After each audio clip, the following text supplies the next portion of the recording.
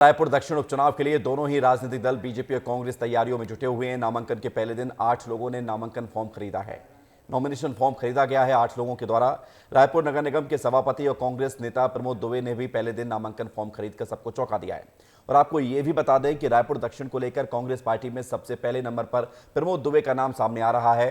विस्तार न्यूज संवाददाता खोमन साहू ने कांग्रेस नेता प्रमोद दुबे से बातचीत भी की है, सुनिए। रायपुर के सभापति प्रमोद दुबे ने नामांकन फॉर्म खरीद लिया है। हमारे साथ है बातचीत करने के लिए। किसका कॉल आया था, आपने नामांकन फॉर्म खरीद लिया?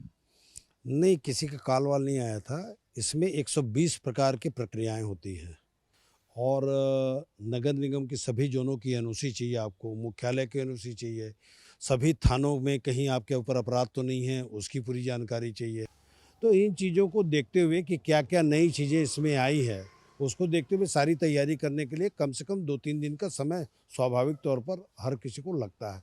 ये भी चर्चा कर रहे हैं कि आपके पास हाई कमान का कॉल आ गया है, इसलिए फॉर्म खरीद रहे हैं। ये चर्चा का विषय बना हुआ है पूरे। अब स्वाभाविक तौर पर अब चर्चा का विषय तो कुछ भी बन सकता है और ऐसी कोई बात नहीं है, किसी से चर्चा वर्चा नहीं हुई है, न किसी ने हिंट किया है।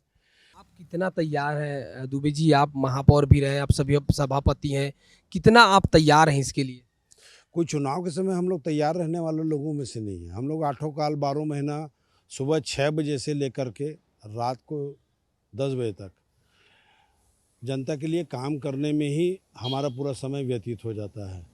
तो तैयारी कोई नई और करने की आवश्यकता नहीं है, क्योंकि 3 वार्ड से तो मैं वार्ड पार्षद भी रहा, महापौर भी मैं रहा। तो लगभग 17,500 वोटों से लीड मैंने रायपुर दक्षिण विधानसभा क्षेत्र से ली थी। तो आपने सुना, प्रमोद दुबे हैं जिन्होंने नामांकन फॉर्म खरीद लिया। कह रहे हैं कि इस बार परिवर्तन दिख रहा है और इस बार निश्चित तौर पर परिवर्तन होगा, ये कहते हुए नजर आ रहे हैं। अब देखने वाली बात होगी, जब उपचुनाव होगी तो जीत किसकी होती है। कैमरा पर्सन राजेश भारद्वाज के साथ खोमन साहू, विस्तार न्यूज, रायपुर।